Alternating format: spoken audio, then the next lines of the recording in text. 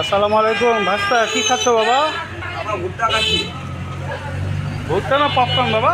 ভুট্টা বাবা, ইংলিশে পপকর্ন, বাংলায় ভুট্টা। আসসালামু আলাইকুম ভাতিজা, কেমন আছো? আলহামদুলিল্লাহ কাকু, ভালো। ভালো আছো? তুমি কেমন আছো? আলহামদুলিল্লাহ ভালো আছি। বা যে তুমি যে এইভাবে যে তুমি ব্যবসা করতেছো, তোমার ব্যবসার বয়স কতদিন হচ্ছে? আমার কাকু ব্যবসা বয়স চলছে 9 বছর। একটু দাঁড়িয়ে কথা বলবা দর্শকদের উদ্দেশ্যে?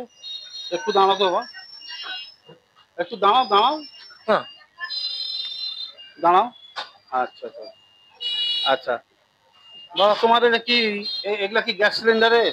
হ্যাঁ, গ্যাস সিলিন্ডার কাকা। আচ্ছা, অনেকে তো আছে বা অনেকে তো ব্যবসা করতে চাচ্ছে, তুমি আহ অনেকে তো অনেক কিছু করতে পারতো, তোমার এই ব্যবসা সম্পর্কে কিছু বক্তব্য আছে বা বলো তুমি? আমার ব্যবসা সম্পর্কে বক্তব্য যদি আমি বলি তাহলে এক্ষেত্রে বলবো যে হ্যাঁ, আমি একজনের গ্র্যাজুয়েটের ছেলে। প্রথমত আমি ডিপ্লোমা তোমার করেছি। পড়াশোনা কতদূর? তোমার পড়াশোনা কত? কতদূর? BSc engineering. জোরে বলো একটু। BSc engineer. BSc BSc engineer, জি। ইঞ্জিনিয়ার। জি। আর আচ্ছা, কত সালে তুমি কত সালে এসএসসি পাস করছো? আমি এসএসসি 2010-এ। 2010-এ? জি। আচ্ছা, আর তোমার এই ব্যবসা কতদিন হচ্ছে? ব্যবসা বয়স 9 বছর। 9 বছর? হ্যাঁ। আচ্ছা, এটা কোন জায়গা ধরে? এটা বিরামপুর অবসর মোড়। বিরামপুর অবসর মোড়। আচ্ছা আচ্ছা বাবা, শোনো, তুমি যে ব্যবসা করতেছো, তো তুমি আরো তো অনেক কিছু করতে পারতা। এই ব্যবসাটা কি মনে করে করতেছো তুমি? আসলে কাকু, এই ব্যবসাটা করার উদ্দেশ্য মেন হলো যে মানুষের সেবা। মানুষের সেবা? মানুষের সেবা। আর আমার ছোটবেলা থেকে এটা একটা চিন্তাধারা ছিল যে আচ্ছা আচ্ছা ব্যবসা যে আমি দাঁড় করবো, যে কারণ আমার চাকরি বাকরির কোনো ইচ্ছে ছিল না। আচ্ছা আচ্ছা আচ্ছা আমার প্রধানত চিন্তাধারা ছিল যে ব্যবসাকে, মানে দাদু ব্যবসা করেছে, বাবা ব্যবসা করছে, আচ্ছা আমিও করবো। আচ্ছা আচ্ছা এটা ছোটবেলা থেকে একটা আমার চিন্তাধারা ছিল। আচ্ছা আচ্ছা আচ্ছা, এই উদ্যোগ তো ভালো। আচ্ছা, তো তুমি আর যারা মনে করো যে শিক্ষিত হয়ে যারা চাকরি বাকরি পাচ্ছে না, তাদের উদ্দেশ্যে তুমি কিছু বলবা? আমি তাদের সাথে একটা কথা বলবো যে বেকার বসে না থেকে হ্যাঁ। কিছু একটা করো। আচ্ছা আচ্ছা সেটা হাতের যে কোনো কাজ, তুমি যেটা তুমি পারো, আর আচ্ছা তোমার যেটাতে প্রতিভা আছে, আচ্ছা সেটা তুমি মানে নিজে নিজে থেকে তুমি সেক্ষেত্রে তুমি লেগে পড়ো। আচ্ছা চেষ্টা করো, চেষ্টা করলে আচ্ছা অবশ্যই আচ্ছা হবে। আচ্ছা, তোমার মতো মনে করো যে অনেকে ভিক্ষা করতেছে বা চুরি চাকরি করতেছে, মানুষকে ঠকাচ্ছে, প্রতারণা করতেছে, এ সম্পর্কে কিছু বলবা তুমি? এক্ষেত্রে আমি যদি বলি তো যদি যদি সে যদি অচল হয়ে থাকে, মানে প্রতিবন্ধী বা অচল যদি হয়ে থাকে, আচ্ছা তো আচ্ছা সেক্ষেত্রে ভিক্ষা ভিক্ষা করতে পারে, দান করা যেতে পারে। কিন্তু আমি যদি দেখা যায় তার বিবেক বা বশত বুদ্ধি থেকে থাকে, আর যারা চুরি করছে, ডাকাতি করছে, তারা যদি এসব কিছু ছেড়ে ছেড়ে যদি সে সৎ পথ যদি অবলম্বন করে, সে নিজে অনেক কিছু করতে পারবে। অটো চালাতে পারবে, তারপরে বিভিন্ন অনেক কাজ আছে, অনেকগুলো কাজ আছে যেগুলো করার মতো খুব সহজে করা যায়। সেই কাজগুলো বেকার না বসে থেকে সেই কাজগুলো মানে করাটা আমার মনে হয় সবচেয়ে ভালো হবে। তোমার এটা পরামর্শ? হুম। আচ্ছা বাবা, তুমি কি বিয়ে শাদী করছো? হ্যাঁ। আচ্ছা, তোমার ছেলে মেয়ে কয়জন? মেয়ে একটা। মেয়ে একটা, ছেলে নাই? না। আচ্ছা, তোমার পিতা মাতা বেঁচে আছে?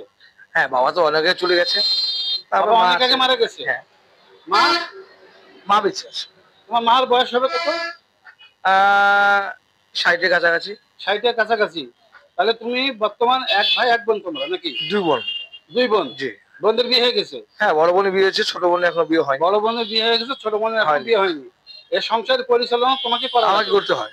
আচ্ছা, তা মাকে, যাই হোক, তুমি যে বিয়ে শাদী করছো, মাকে কখনো অসম্মান করবে না। না, কখনোই না। মায়ের কথা মতো চলবা। মা শব্দটা হচ্ছে আলাদা জিনিস। মা মা অনেক কষ্ট করে লালন পালন করছে, পেটে ধারণ করছে। হ্যাঁ, এই মর্মে মায়ের কষ্ট আলাদা, কিন্তু আমরা মায়ের ঋণ কোনোদিন শোধ করতে পারবো না, না। কখনোই না। হ্যাঁ, মাকে কোনোদিনও না। সবসময়ের জন্য তুমি দর্শকদের উদ্দেশ্যে মা সম্পর্কে কিছু একটু বলো। আমি দর্শকদের কাছে একটা কথা বলতে চাই, সে হ্যাঁ। মা যদি মায়ের কথা যদি আপনার বললেন যেহেতু, আচ্ছা আচ্ছা সেক্ষেত্রে কাকা আমি বলবো সে মা পৃথিবীতে যদি একটা জান্নাত থেকে দেয় সেটারও মা। আর পৃথিবীতে একটা জান্নাত থেকে থাকলে সেটারও মা। মা। আচ্ছা। কারণ মায়ের মতো মানে মায়ের কোলে শান্তির মতো পৃথিবীতে কোথাও এমন শান্তি পাওয়া যায় না। আচ্ছা আচ্ছা আচ্ছা সারা পৃথিবী ঘুরে বেরিয়ে এসলেও সে জায়গায় শান্তি। যার মা নেই সে জানে সে কোন দুঃখে আছে বা সে কোন কষ্টে আছে। আচ্ছা আচ্ছা আচ্ছা আমি যেন সবাইকে এক কথাই বলতে চাই, যদি কেউ বিয়ে করে, ছেলেমেয়েদের সে কথাটা বলতে চাচ্ছি, যদি কেউ বিয়ে করে আচ্ছা সেক্ষেত্রে বউয়ের কথা না শুনে মায়ের কথা শুনে। আচ্ছা আচ্ছা বউকে বউয়ের জায়গায় রাখবে, মাকে মাকে জায়গায় রাখবে, কখনো আচ্ছা। তাদেরকে অসম্মান করবে না। আচ্ছা। দুজনকে দুজনের জায়গা থেকে ভালোবাসবে। আচ্ছা, এখন ঘটনা হচ্ছে তুমি তো 5 ওয়াক্ত নামাজ আদায় করো না? হ্যাঁ হ্যাঁ। 5 ওয়াক্ত নামাজ আদায় করো, মার জন্য দোয়া করো, জি, মাকে সেবা আলহামদুলিল্লাহ। করো। এবং দেখি আশেপাশে অনেক অনেক ভিক্ষুক মা ঘুরে বেড়াচ্ছে, তাদের দিলে খুব দেখে কষ্ট লাগে। খুব কষ্ট লাগে। আচ্ছা যাক, তোমার সামর্থ্য অনুযায়ী তুমি তাদেরকে একটু হেল্প সহযোগিতা করবা। হ্যাঁ করি। হুম। আর দর্শকদেরকে বলেন যে ভাই আমার এটা যদি আপনাদের বক্তব্য ভালো লাগে বা আমার এই ব্যবসা যদি ভালো লাগে, আপনারা বেকার না থেকে আমার আপনারা কিছু করেন। আপনারাও কিছু কিছু করেন। করেন। তো দেখেন, সে ছোট্ট ব্যবসা থেকে শুরু করে আজ তার সে একটা ঘর ভাড়া নিয়ে এবং সে একটি ব্যবসা শুরু করছে। এই ব্যবসা থেকে আল্লাহ তার রহমত করতেছে এবং সে এখন বর্তমান তার সংসারে এক বোন এক ভাই। হুম। তার বড় বোনের বিয়ে হয়ে গেছে, মাকে নিয়ে সে এখন সংসারের হ্যাঁ পরিচালনা করতেছে। তো দর্শক বৃন্দ, আপনাদের যদি ভালো লাগে দেখেন, হ্যাঁ সে একজন বিএসসি পাস ছেলে। হ্যাঁ, সে অনেক চিন্তা ভাবনা, সে চাকরি আশা না থেকে সে নিজে কি করতে পারে। শিক্ষিত হলেই মানে চাকরি করা লাগে এমন কিছু না, ব্যবসার মধ্যে তার কিছু প্রতিভা আছে। আল্লাহর কাছে দোয়া করি তোমাকে আল্লাহ পাক আরো ইয়া করে। তবে মাকে কখনো অসম্মান কখনো করবে করা না, যাবে না, করা করা যাবে যাবে না। না। তো ঠিক আছে, এখন ঘটনা হচ্ছে আর তুমি আহ, আমাদের এই তোমার যে ভিডিও আমরা করতেছি তাতে তোমার কোনো আপত্তি আছে? না, আপত্তি নেই। তুমি দেশে এবং বিদেশের ভাইদের জন্য কিছু কথা বলো।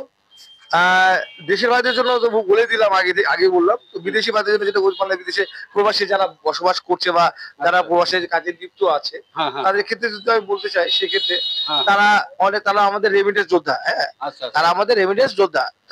তারা আছে বলে আমাদের দেশের রেমিটেন্স একটা বড় একটা খাত একটা তাদের মাধ্যমে চলে আসে। আচ্ছা যে আর মানে বাংলাদেশের এই রেমিটেন্স মানে তারা মানে যোদ্ধা বলে চলে। তো তাদের জন্য আজকে অর্জন বা এত কিছু যে আমাদের আহ দেশীয় যে শ্রম শ্রম শ্রম যে আমার বহির্বিশ্বে আর মানে যে প্রসার ঘটেছে, সেক্ষেত্রে আমি মনে করি যে আমাদের বাংলাদেশের প্রত্যেক নাগরিককে মানে তাদের প্রতি আরো বেশি করে, হ্যাঁ, মানে অগ্রাধিকার দিয়ে দেওয়া উচিত। আর পরিশেষে আরেকটা বলতে চাই যে এক্ষেত্রে যারা বিদেশ যে সমস্ত আমার শ্রমিক ভাই বোনেরা যারা কাজ করছে বা নিয়োজিত, তাদেরকে আমার ইয়ে থেকে মানে আমি খুব খুব খুব খুব মানে অনেক অনেক অনেক কি মানে জানাতে চাই, মানে হয়তো ভাষায় প্রকাশ করতে পারবো না।